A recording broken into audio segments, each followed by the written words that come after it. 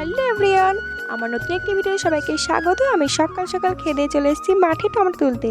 এই যে এটা আমাদের টমেটোর জমি, আজকে এই জমির থেকে টমেটো তোলা হবে।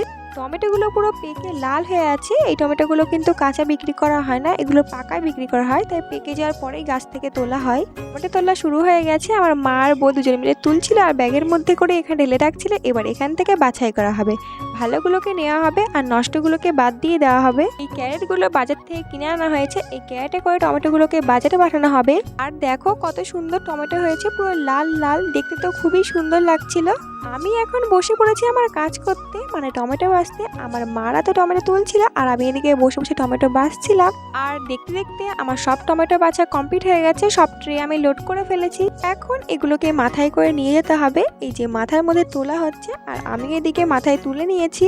মাথায় করে নিয়ে যেতে হবে খালের পাড়ে ভ্যান রাখা আছে সেখানে। আর এই যে ভ্যানের কাছে পৌঁছে গেছি। ভ্যানের কাছে পৌঁছে এখন ট্রেটা মাথার থেকে নামিয়ে নিচ্ছি।